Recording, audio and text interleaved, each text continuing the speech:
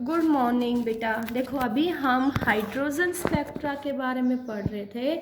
हमने देखा तब हाइड्रोजन गैस के अंदर से हमने इलेक्ट्रिक डिस्चार्ज किया लो प्रेशर पे, तो ब्लू कलर की लाइट एमिट हुई, उसको फिर हमने प्रिज्म में पास किया, then we get discontinuous line spectra. ठीक है, और यहाँ से हमने आइसोलेटेड लाइंस मिली। ये लाइंस हमारी अल्ट्रावायलेट, विजिबल और इंफ्रारेड रेडिएशन में लाई कर रही थी। ठीक है बेटा, तो अभी मैंने तुम्हें बताया how will we calculate the longest and shortest wavelength of any series. Okay, अब देखो बेटा, अगर मैं तुम्हारे पास ऐसे क्वेश्चन आए, ये आए how many spectral lines are seen when how many spectral lines are seen during de-excitation of electron from fifth cell to ground state। Fifth cell से ग्राउंड स्टेट में आ गया तो कितनी स्पेक्ट्रल लाइंस लाई करेंगी। तो बेटा देखो कैसे करेंगे, दो वे से इस क्वेश्चन को करने के लिए बताऊंगी मैं तुम्हें। एक तो फॉर्मूले से, अगर इलेक्ट्रॉन का ट्रांजिशन हमारा किसी भी लेवल से ग्राउंड स्टेट में हुआ है तो नंबर ऑफ स्पेक्ट्रल लाइंस निकालने के लिए फॉर्मूला होगा n into n-1/2 when an electron jumps from any level to ground state। तो बेटा कौन से लेवल से, fifth cell to ground state, तो ये क्या आएगा, n की वैल्यू 5 इंटू 5-1/2, तो कितना आ जाएगा ये 10। कितनी लाइंस आएंगी, 10 लाइंस। तो ये तो हमने फॉर्मूले से देखा, अब हम इसको देखते हैं वैसे थियोरेटिकली। देखो बेटा, कहाँ पे इलेक्ट्रॉन, फिफ्थ सेल में है। कहाँ है, फिफ्थ सेल में। तो बेटा देखो, फिफ्थ सेल से कहाँ आएगा, ग्राउंड में, फिफ्थ से ग्राउंड में आया तो कितनी स्पेक्ट्रल लाइंस होंगी, 10 स्पेक्ट्रल लाइंस। कितनी हुई, 10 स्पेक्ट्रल लाइंस। कैसे बेटा, फिफ्थ, देखो बेटा ध्यान से देखना, फिफ्थ से ग्राउंड में, फिफ्थ से 0 में, फोर्थ से 0 में, थर्ड से 0 में, सेकंड से 0 में। ठीक है, फिर ऐसे हम इनके ट्रांजिशन को गिनेंगे तो हमारे पास कितनी लाइन आएंगी, 10 लाइंस। ओके, अगर ये क्वेश्चन इस फॉर्म में आता, हमसे ये पूछा जाता how many spectral lines are seen when an electron de-excitation from sixth cell to third cell, sixth cell से थर्ड सेल में आया तो कितनी स्पेक्ट्रल लाइंस होंगी। ठीक है बेटा, तो यहाँ हम फॉर्मूला लगाते हैं बेटा। देखो बेटा, अब ग्राउंड लेवल पे नहीं आया, अगर सिक्स्थ से ग्राउंड में आता तो फॉर्मूला हमारा यही लगता n इंटू n-1/2, लेकिन ये किसी सेल में था, किसी लेवल में था, उससे दूसरे लेवल में आया, ग्राउंड लेवल पे नहीं आया, तो स्पेक्ट्रल लाइन निकालने का फॉर्मूला होगा n2-n1। Okay, n2-n1 + 1/2। ठीक है, अब बेटा देखो n1 की वैल्यू लोअर होती है 3, n2 कितना है 6, वैल्यू पुट करेंगे, 6 - 3 3, 6 - 3 3 + 1 4/2, तो क्या आएगा 6 लाइन्स। कितनी लाइन आएंगी बेटा, 6 लाइन्स आएंगी। देखो कैसे, देखो बेटा थर्ड लेवल में आया, फोर्थ, फिफ्थ, सिक्स्थ, सिक्स्थ से थर्ड एक, फिफ्थ से थर्ड, फोर्थ से थर्ड, फिर ये हो गया। फिर देखो बेटा सिक्स्थ से कहाँ आएगा, फोर्थ में, और फिफ्थ से फोर्थ में, फिर सिक्स्थ से फर्स्ट में, सिक्स्थ से फिफ्थ वाले में, तो 1 2 3 4 5 6, कितनी स्पेक्ट्रल लाइंस हो गई, 6 spectral lines, 6 spectral lines. Okay, अगर मैं तुमसे ये कहूँ, ध्यान से देखना, अगर मैं तुम्हारे पास ऐसे क्वेश्चन आ जाए बेटा, how many spectral line lie in Balmer series when an electron de-excitation from sixth cell to third cell, sixth cell से थर्ड सेल में आया तो कितने ट्रांजिशन होंगे? किसमें? बामर सीरीज में। सिक्स से कहाँ आया? थर्ड में। और हमसे ट्रांजिशन किस में पूछे? बामर सीरीज में। तो बामर सीरीज के लिए N1 की वैल्यू 2। अब 2 है तो N2 क्या होगा बेटा? 3 से भी आ सकता है, 4 से भी, 5 से भी, 6 से भी। यस और नो? समझ आ गई होगी ना ये बात? देखो ये है हमारे पास N की वैल्यू 2, 3, 4, 5, 6। ये कहा गया सिक्स्थ सेल में था, इसमें से कितने बामर सीरीज में होंगे? तो बेटा 6 से 2 में आ सकते हैं, 5 से 2 में, 4 से 2 में, 3 से 2 में। कितने स्पेक्ट्रल लाइन्स आएंगी बेटा? 4 लाइन्स। इन क्वेश्चंस को ध्यान से करना है। कितनी स्पेक्ट्रल लाइन्स आएंगी? 4 लाइन्स। हाँ, आगे देखो, ये हमसे कॉम्पिटिशन में पूछे जाते हैं बेटा ऐसे क्वेश्चंस। देखो ये कहा जाए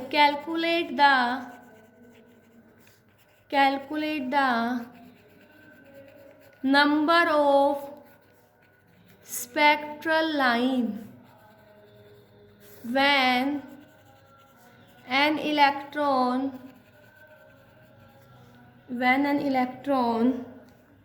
jumps from fourth excited state to second excited state।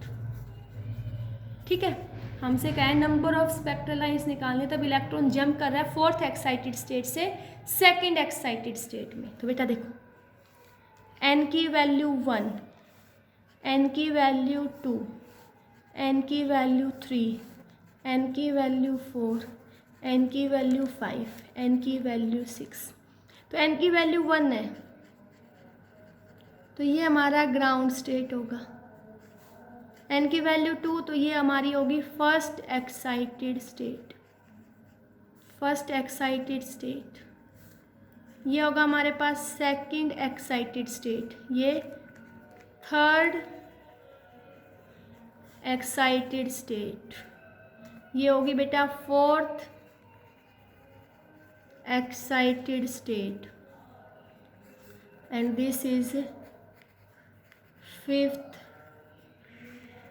Excited state. ठीक है, ये क्या? फोर्थ एक्साइटेड स्टेट से सेकंड एक्साइटेड स्टेट में। बेटा फोर्थ एक्साइटेड स्टेट के लिए n की वैल्यू 5 और सेकंड एक्साइटेड स्टेट के लिए n की वैल्यू 3। ठीक है, अगर एक्साइटेड वर्ड आए तो उस वैल्यूज में तुम 1 को क्या कर दोगे? 1 से इंक्रीज। तो यहाँ N1 की वैल्यू तो कितनी होगी? 3, और N2 की वैल्यू कितनी होगी? 5। और नंबर ऑफ स्पेक्ट्रल लाइन्स बतानी है। फॉर्मूला क्या था?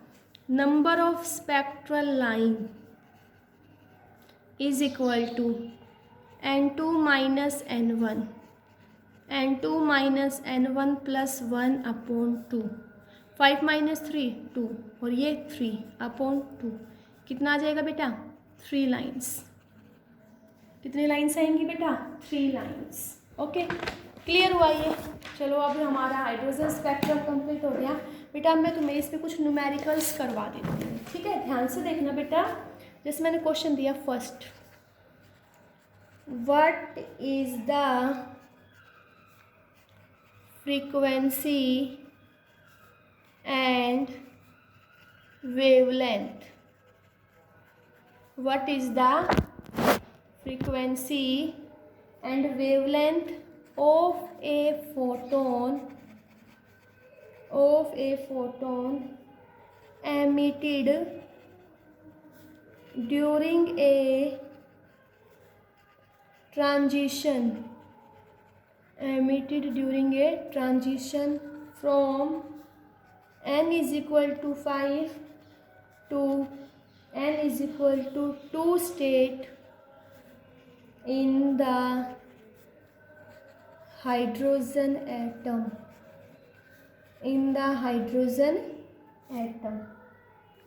सेकेंड पार्ट इसी क्वेश्चन में पूछा हुआ है, in which region does it lie, ये क्वेश्चन है हमारे पास। हमसे पूछा what is the frequency and wavelength है बेटा। तो अभी हमने रेडबर्ग फॉर्मूला पढ़ा, तो क्या था 1/λ, वेव नंबर की जगह क्या लिख सकते हैं 1/λ R Z square 1/n1 square minus n2 square. n1 की वैल्यू यहाँ पे 2 है और n2 की वैल्यू 5 है। ठीक है बेटा, this formula is applicable for hydrogen and hydrogen like species. तो z की वैल्यू क्या हो जाएगी 1, तो 1/λ इज इक्वल टू आर 1/2 का स्क्वेयर 4, 5 का स्क्वेयर 25, तो ये क्या आ जाएगा 1/λ is equal to R into LCM लो 100, ये 21। तो यहाँ से बेटा लैम्डा क्या आ गया 100 लैम्डा क्या आ जाएगा हमारे पास, लैम्डा आएगा हमारे पास 100/21 इंटू 109677। तो यहाँ से हमारे पास लैम्डा आया 23032.2 सेंटीमीटर इनवर्स। सॉरी बेटा सेंटीमीटर, एक मिनट सॉरी बेटा, यहाँ से लैम्डा आएगा, यहाँ से हमने सोल्व किया तो लैम्डा हमारे पास आया बेटा 437 इंटू 10⁻⁻7 सेंटीमीटर। सेंटीमीटर को मीटर में कन्वर्ट कर दे तो क्या आ जाएगा 437 इंटू सेंटीमीटर को मीटर में करेंगे तो माइनस मतलब 100 से डिवाइड, तो कितना आ जाएगा 437 इंटू 10⁻⁹ मीटर। तो 1 metre is equal to 10⁻⁹ nanometre, तो कितना आ जाएगा 437 नैनोमीटर, 437 नैनोमीटर। ये हमारे पास क्या आ गया वेवलेंथ आ गई बेटा। फिर फ्रीक्वेंसी निकालनी है, फॉर्मूला क्या था mu is equal to c/λ।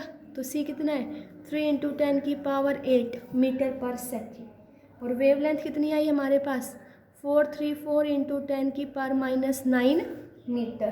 तो यहाँ से हमारे पास फ्रीक्वेंसी आ जाएगी 6.91 इंटू 10⁻⁻15 सेकेंड इनवर्स। ये हमारे पास क्या आ गई फ्रीक्वेंसी आ गई। अब देखो बेटा सेकंड पार्ट पूछा in which region does it lie, कौन से रीजन में ये लाई करेगा। तो बेटा n1 की वैल्यू 2 है, तो ये कहाँ है, कौन सा रीजन है बामर रीजन, बामर सीरीज है, और बामर सीरीज कौन से रीजन में लाई करती थी विजिबल रीजन में। क्या विजिबल रीजन में, then it will lie in visible region. Clear हुआ ये, आगे देखो। ठीक है, नेक्स्ट क्वेश्चन देखो बेटा, मैंने कहा तुमसे बड़ा इंपॉर्टेंट क्वेश्चन है ये, तुम्हें पेपर में देखने को मिलेगा। The wavelength of first line in Balmer series is 656 nanometre. Calculate the wavelength of second line, wavelength of second line। ठीक है, क्या निकालनी है wavelength of second line, longest wavelength and limiting line in Balmer series, limiting line in Balmer series. ठीक है बेटा, ये question दिया हुआ है अभी। ठीक है, तो यहाँ बेटा हमें पता है फॉर्मूला वही लगेगा, wave number is equal to 1/λ, और जेड की वैल्यू 1 होती तो 1/n1 square minus n2 square. तो वेवलेंथ ऑफ फर्स्ट लाइन में बेटा बामर है, बामर सीरीज के लिए n1 की वैल्यू क्या होती है 2, बामर के लिए बेटा n1 की वैल्यू 2। तो फर्स्ट लाइन के लिए n2 कितना लेंगे 3 लेंगे। तो सबसे पहले हम किसके लिए लगाएंगे फर्स्ट लाइन के लिए n1 की वैल्यू 2, तो n2 कितना लेंगे 3, पुट करेंगे बेटा। तो 1 वेवलेंथ कितनी आई हमारे पास 656 नैनोमीटर, नैनोमीटर में ही रहने दो, आंसर हमारा नैनोमीटर में आ जाएगा। r 1/4 - 1/9, ठीक है, इसको हम सॉल्व करेंगे तो 1/656 इज इक्वल टू 5r/36। ठीक है, इसको हम इक्वेशन मान ले फर्स्ट। अब हमें क्या निकालनी है, वेवलेंथ ऑफ सेकंड लाइन का आ जाए। क्या निकालना है, वेवलेंथ ऑफ सेकंड लाइन। बेटा लॉन्गेस्ट वेवलेंथ तो हमें दी हुई है ना, n1 की वैल्यू 2, n2 की वैल्यू 3, तो यहाँ से लॉन्गेस्ट वेवलेंथ तो हमारे पास कितनी आ जाएगी, 656 नैनोमीटर ही आ जाएगी। अब हमें इसकी सेकंड लाइन निकालनी है, तो हम क्या निकालेंगे, wavelength of second line. Wavelength of second line, second line की वेवलेंथ निकालने के लिए बेटा n1 की वैल्यू तो 2 ही होगी, लेकिन n2 कितना हो जाएगा, 4 हो जाएगा। कितना हो जाएगा, 4। तो ये देखो क्या आएगा, 1/λ is equal to r, n1 का स्क्वायर 4, ये कितना आ जाएगा 16। तो क्या आएगा 1/λ is equal to 3r/16, 3r/16। इसको इक्वेशन सेकेंड। अब वेवलेंथ ऑफ सेकेंड लाइन निकालने के लिए बेटा compare equation first and second. तो फर्स्ट में क्या था, 1/656 into 1/λ is equal to 5r/36 into 3r/16। तो बेटा देखो r से r कैंसिल, ठीक है, 4 चौक 16, 4 नी में 36। तो ये हमारे पास क्या आ गया, λ/656 इज इक्वल टू 20/27, 20/27 आ गया। तो यहाँ से हम लैम्डा निकालेंगे, तो लैम्डा हमारे पास आएगा 485.9 nanometre. This is the wavelength of second line of Balmer series. क्या आ गई हमारे पास, wavelength of second line of Balmer series. और अब हमसे क्या पूछिए बेटा, लिमिटिंग लाइन।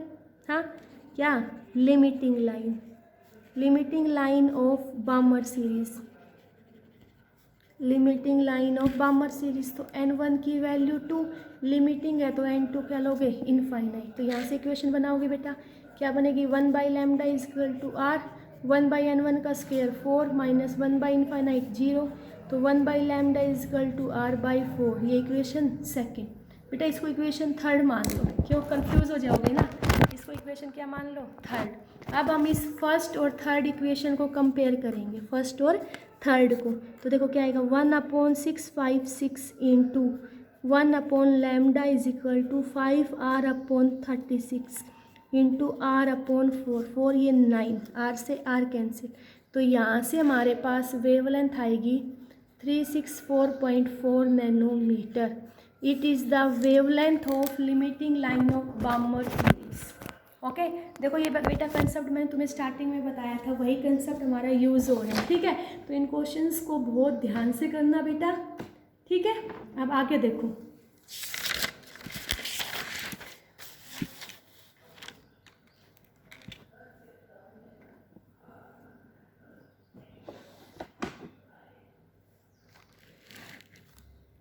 एक क्वेश्चन और करवा देती हूँ मैं तुम्हें।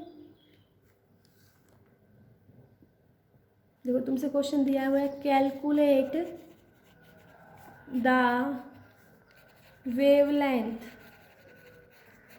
Calculate the wavelength of spectral line in Lyman series, in Lyman series corresponding to n2 is equal to 3। Lyman series है बेटा, तो n1 की वैल्यू 1 और n2 कितना दिया हुआ है 3।